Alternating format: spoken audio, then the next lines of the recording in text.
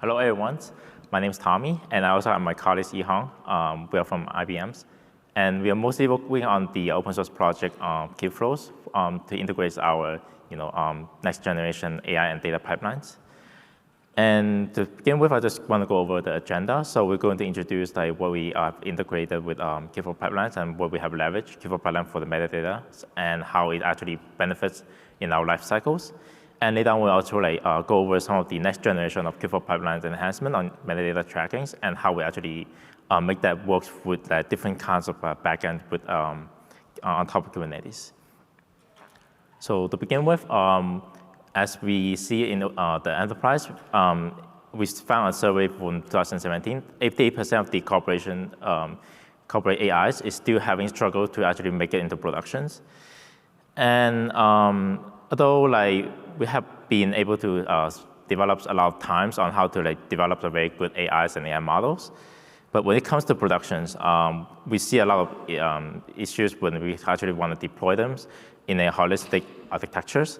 And once we deploy them, how we actually automate them and make them into a day-to-day life cycles, that's also a very challenge.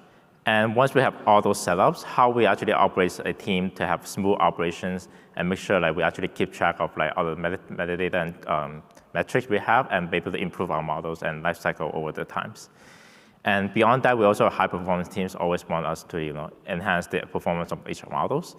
And also, each project have different AI approach. So we have to configure our infrastructure and AI to actually be various project specifics. And in a very typical data science life cycles, a very simple way is just to gather data, analyze data, and then train machine learning models, deploy them, and then maintain their models.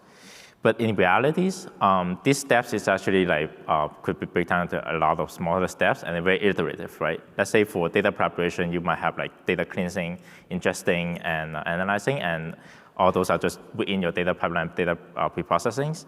And once you have those ready, then you have model creations, training them, optimizing them. And then once you have those ready, then you have to deploy them, serve them on the cloud, on the edge, and then monitoring them and fine-tune them, improve them over time.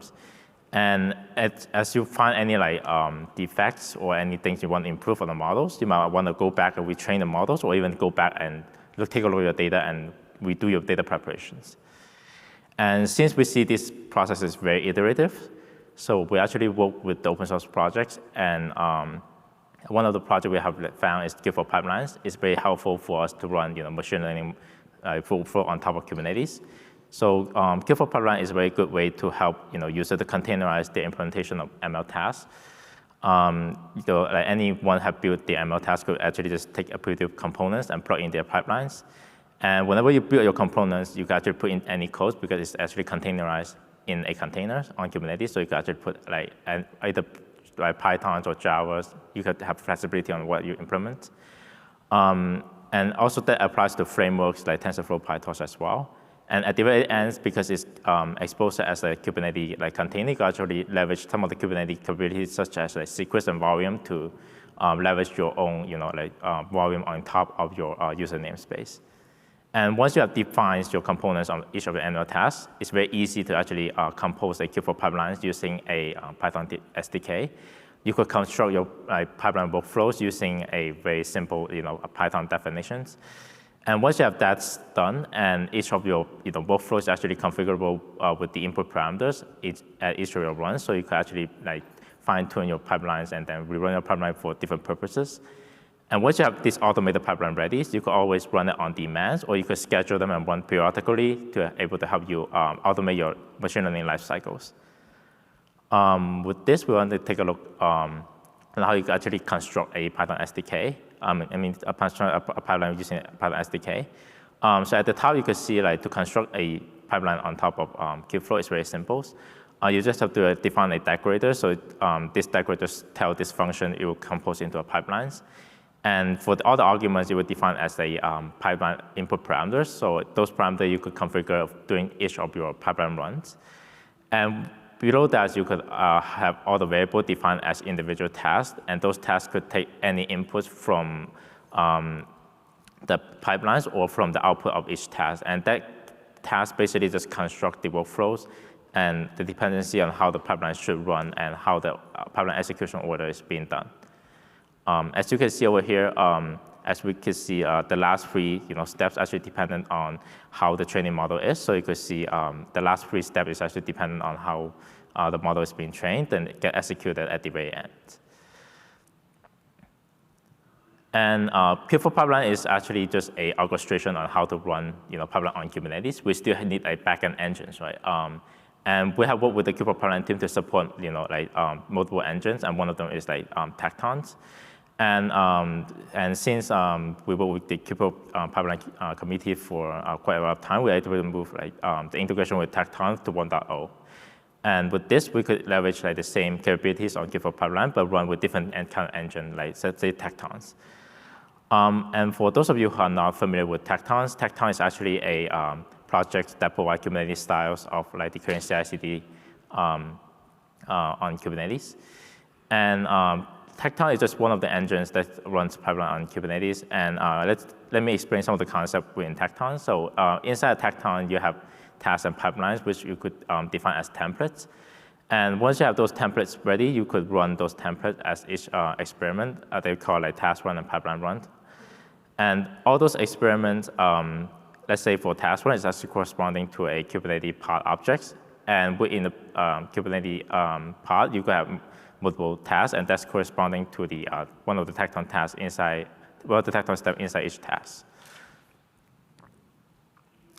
And with this, we're actually going to go over some of the kind of benefits where we leverage, Kubeflow pipeline to run, machine learning workflow on top of Tectons. So some of the benefits that Kubeflow pipeline have bring is actually the benefit of able to tracking metadata and artifacts.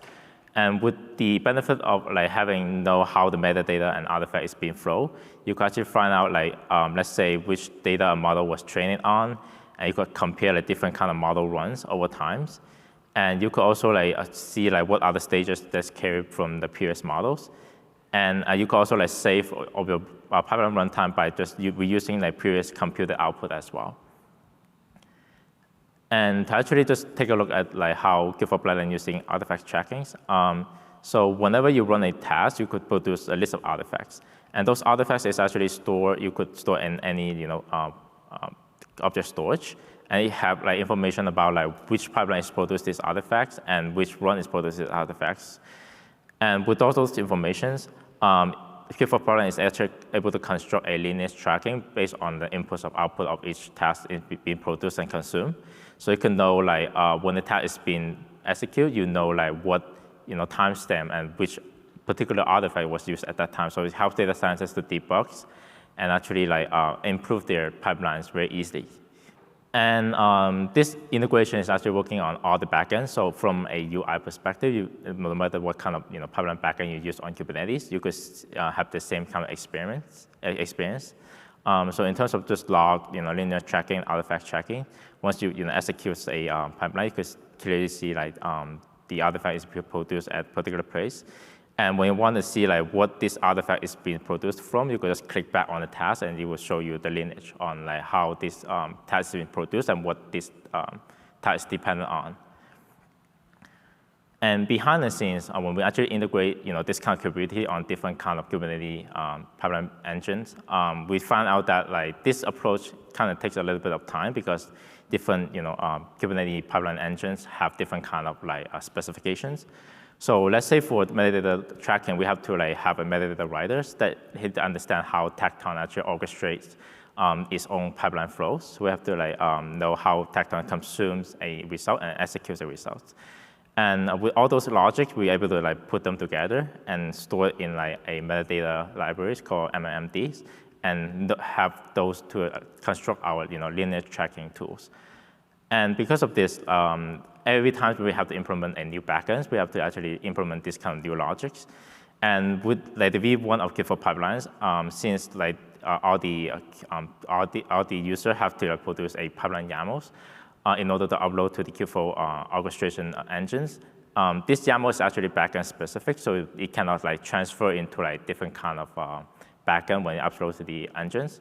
So we have worked with the Kubeflow pipeline team to actually work with the next generation of Kubeflow pipeline to make it more backend agnostic and make like stuff, let's say metadata and like just pipeline in a more like genetic way, so it can like any backend could be used the same components and not have to worry about like how to like have backend specific implementation on each of these microservices.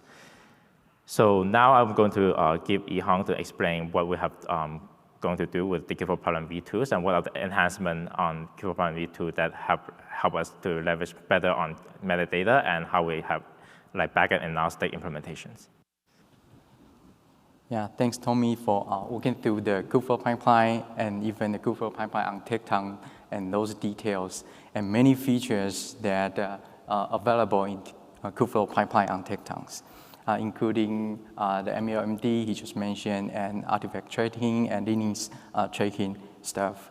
And in here, we will deep dive into the key change and features in the V2. And I believe those features can definitely help you to speed up your ML model development and deliver to the production more easily and quickly.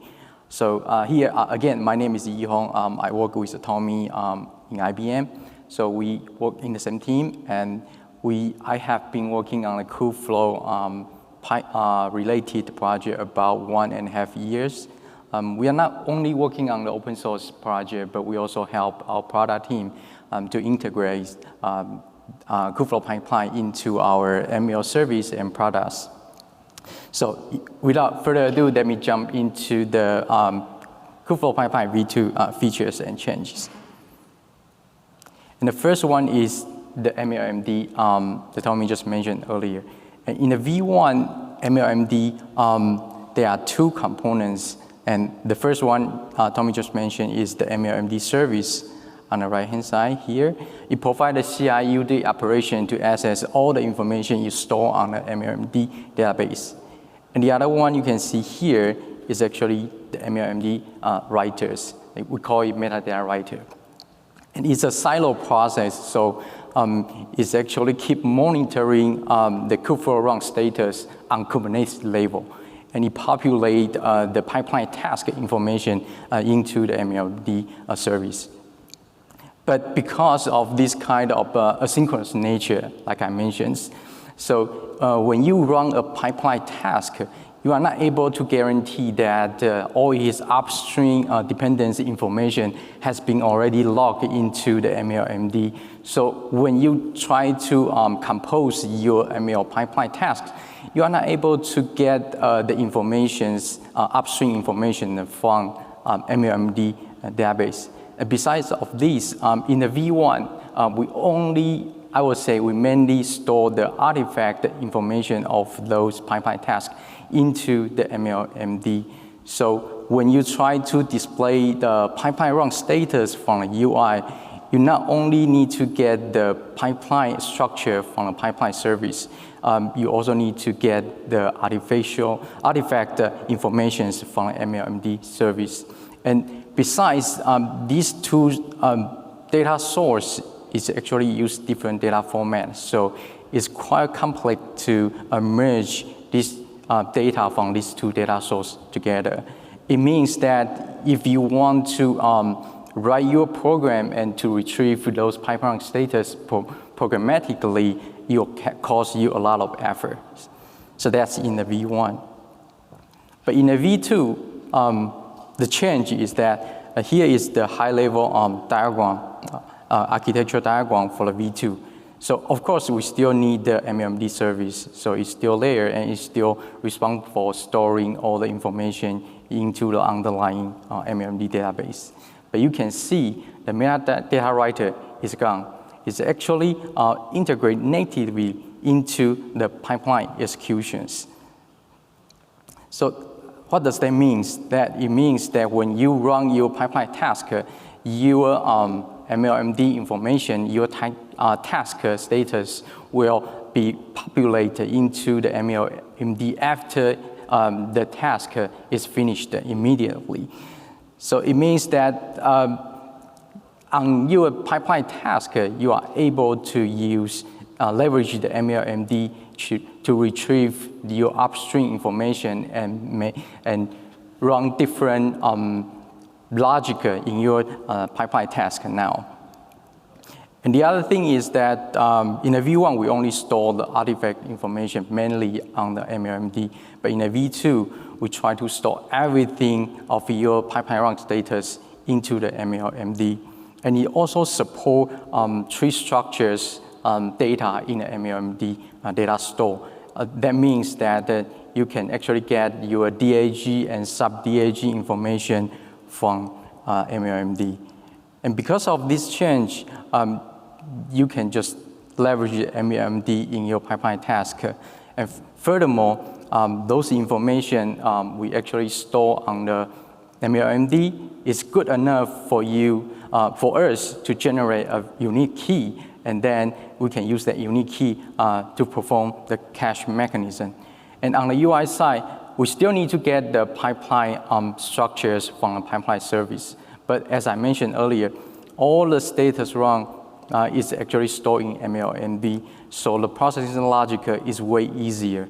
It means that if you need to write a program and to retrieve those pipeline run status and analyze it, it's way easier than V1. And the other change is the key change is pipeline spec.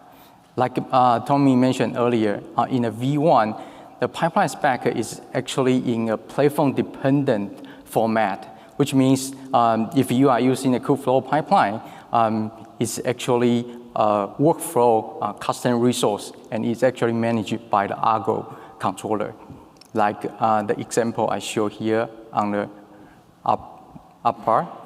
And if you are using, like Tom mentioned, another Kubeflow pipeline on Tecton, it's using a different backend engine. And when you compile your ML pipeline, you actually get a different custom resource. It's the pipeline run custom resource. It means that if you going to share your ML pipeline to other people, although they are also using the Kubeflow pipeline, but they may not able to run your pipeline because they may use a different orchestration engines from yours. And the other thing is that because we use different custom resource on the backend, on the UI, it also can only recognize the custom resource format that your underlying backend engine is using. So the major change that we have is that we want to solve the issues by introducing a new intermediate representation in V2.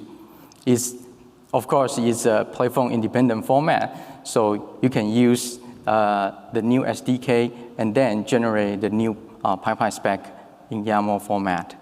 And the data structure is actually on the right-hand side. It's easier to understand. It actually contains three major sections.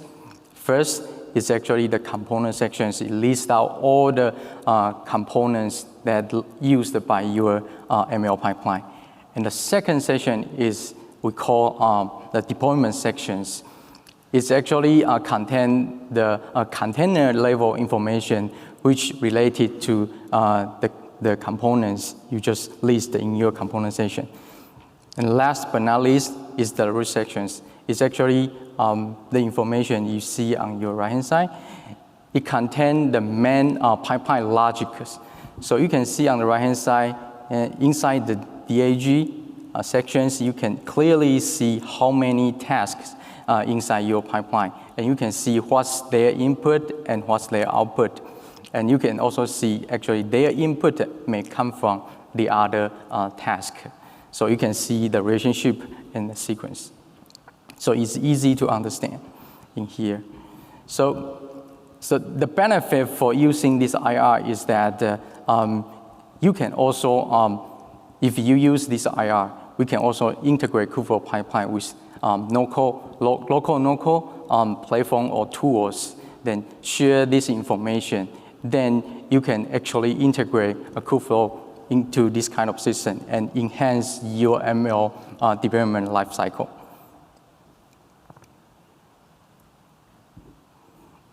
Then we go to the UI, so definitely we need a new UI. The reason is because we use the new pipeline Spec, and we use the new MLMD backends.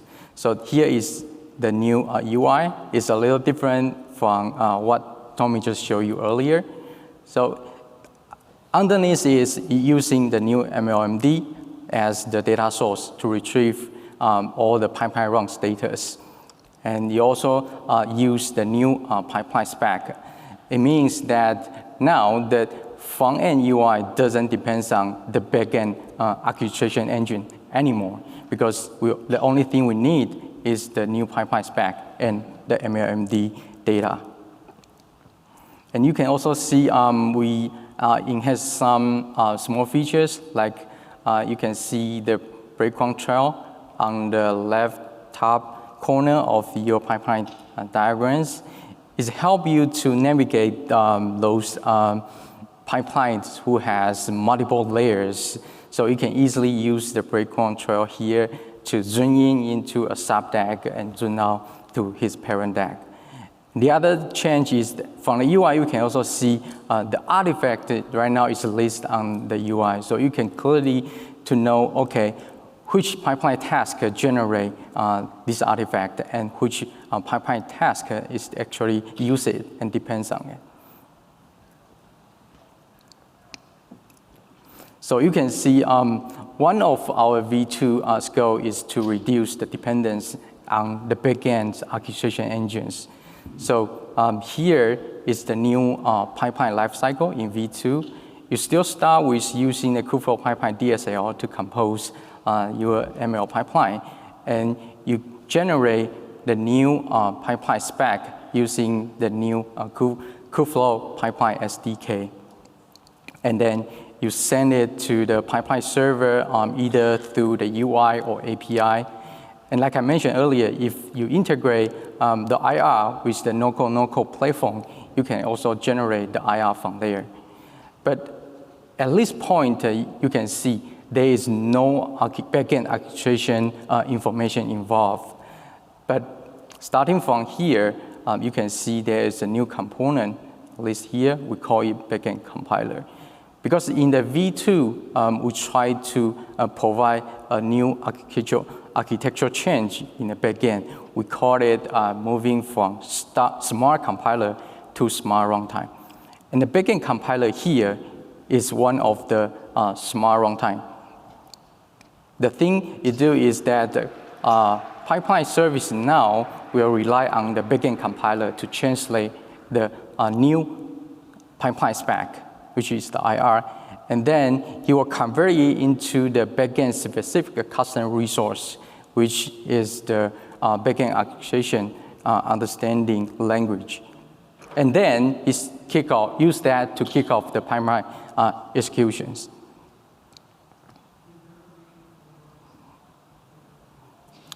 So you can see right now our community is trying to mainly focus on, like Tommy mentioned earlier, one of the engine, Argo engine. So we try to focus on finish all the implementation, backend compiler implementation for Argo. But ideally, in IBM, we also want to support another backend compiler for Argo, because it will align to what we have in a V1. So in V1, you can see the pipeline Spec and also the pipeline service, they are tied to the orchestration engine. It restricts not only the pipeline Spec format, but also the capability that the execution runtime. So in order to achieve the smart runtime I just mentioned earlier in V2, a driver executor publisher mechanism is used in the pipeline executions. And this mechanism can dynamically control the orchestration lifecycle and also handle data passing. And most importantly, it integrates with MLMD natively. And with the Kubeflow Pipeline runtimes, the new Kubeflow Pipeline runtime is actually weaken the connection I mentioned earlier between the pipeline service and the orchestration engines. So it also gain more control of the pipeline executions. And the detail here for the driver is that you will try to take the task spec and then start to interpret the task spec and retrieve the parent DIG information from the MLMD and start to doing the placeholder replacement for the input parameters. And then he will perform the caching mechanism based on all the information he gets so far, including the task spec and the information from the MLMD. And the job of the executor and the publisher is to get the instruction from the driver. That's the first thing. And then he tried to download the artifact that this pipeline task needed and run the task the user defines. And then he will publish the artifact that this task generate, if they are. And then the publisher will try to publish all the task status and including the input, output, and artifact metadata into the metadata data store.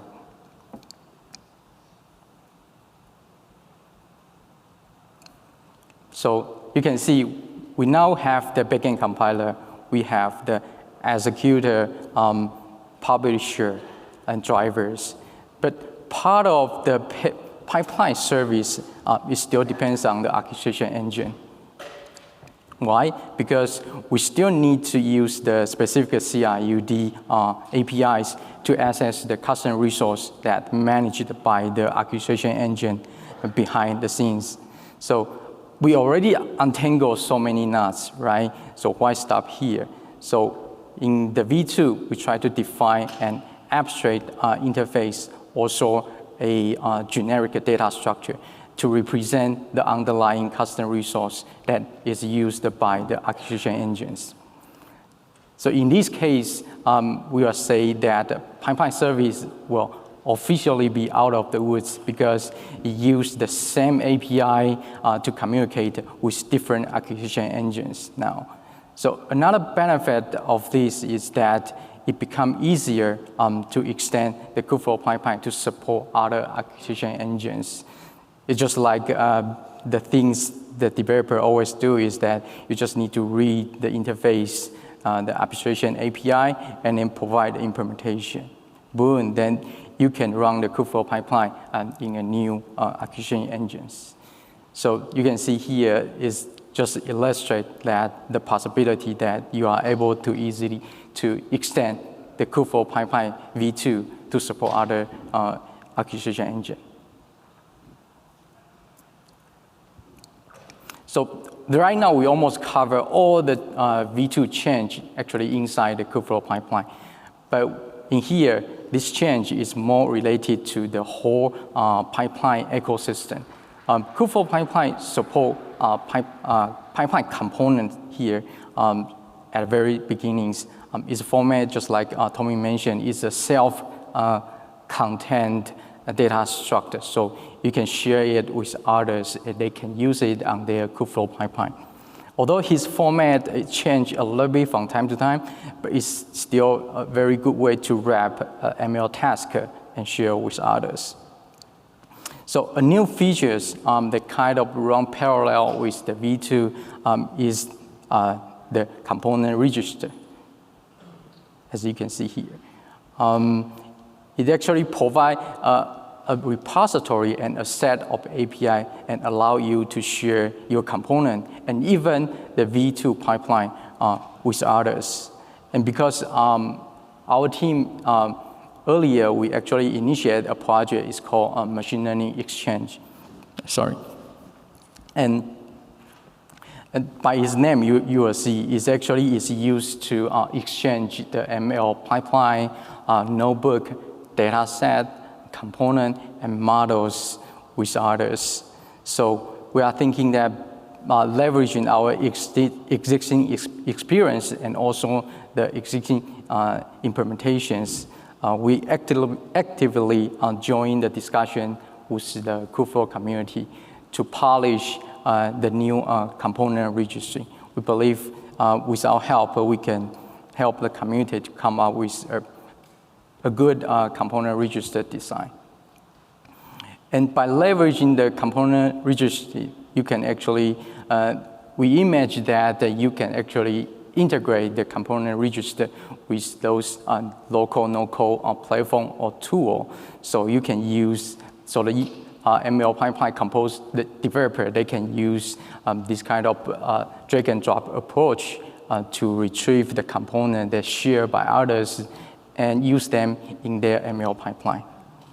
So I think we pretty much talk about all the changes and features in the Kubeflow Pipeline v2. And here, I just want to share some information related to the ML ecosystems. As I mentioned earlier, I joined the Kubeflow community about 1.5 years. And in the Kubeflow community, we actually conduct a community survey yearly. So you try to collect the user experience about what tools they are using for the ML pipeline and what Kubeflow component they are using in their day-to-day job. So we just, they just released the result of this year's survey. I think it's 1 or 2 weeks ago in the community meetings. So you can see the URL where the community meeting recording is. And I just try to abstract. I just get 1 or 2 questions from their result and show you here. The first one is that, what is your average life of a model in productions? And I think you can see combining the 2 sections here. So at least I would say half of the users saying they actually run their model on a production actually longer than 3 months, right? But it's interesting because I guess there's no standard answer about what is the good average life of a product in your productions, because it is actually related to your model natures and what kind of application is using. But ideally, we always want to shorten the model's life cycle because we want to reflect the data deviations that you gather when you run this model. And the other interesting question is that how many iterations does it take to produce a production model? And you can see at least half of the 46% of the users saying that at least I need at least 5 to 15 iterations to get a production model. So it's pretty time consuming. And you can see also maybe 10% of people say they need 50 iterations to have a production model.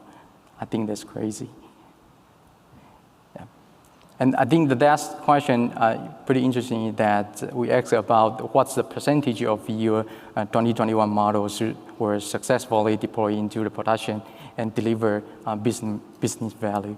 So you can see clearly almost half of the people saying they only can able to deliver 25% of their models in 2021 into the production and deliver the value. So the information I'm showing here is that I think it just tells us that in the ML world, we still have a lot of room to improve, and from the ML pipeline development to deployment and even to ML app enablement. So to summarize, I think there are 3 takeaways for use. The first one is that try to leverage the MLMD in Kubeflow pipeline. Then you can get all the pipeline run information from there. MLMD, I believe, can help you to automate the pipeline deployment and also enable things like continuous training, continuous delivery. And ultimately, you can actually adopt ML app to speed up the model lifecycle. And here is the link to point you to the detail of the ML data in Kubeflow pipeline. And the second one is try to use the V2IR or the component-based strategy to compose the ML pipeline. Because you know the building an ML pipeline from scratch is super time-consuming. So reusing the well-tested or production-ready component definitely can improve your development pace and pipeline qualities. And other thing is when the component ecosystem become mature and those local, no-code integrations is widely adopted, and this will democratize the pipeline development very soon. So why wait? Start to use the pipeline component now. And here is the detailed documentation about the Kubeflow pipeline component V2. And you can also see how you can use it in a pipeline. And the third one is that if needed, implement the abstraction layer API I just mentioned earlier, then you can integrate your orchestration engine with Kubeflow pipeline.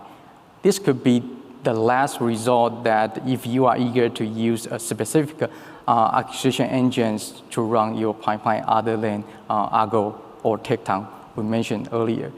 But not saying you have to, but at least because we provide the abstraction layer here, now you are able to do that. So at the end, these are the reports that point you to the Kubeflow pipeline and also the Kubeflow pipeline on Tecton. And also, importantly, I think the most features I'm talking is including in the Kubeflow pipeline V2 design doc here. So here, thank you. I think we try to deliver all the changes in the Kubeflow pipeline V2, and we try to lower the barrier for you to adopt the Kubeflow pipeline V2 in your ML model development cycle. Yeah, that's it. Thank you. So if you have any question, we can take the question, or maybe. Yeah, so actually we're out of time for live questions, but if you do have questions, please come up to the stage and then you guys can answer them. Yeah. All right, thank you so much for attending. Thank you for those viewers online watching.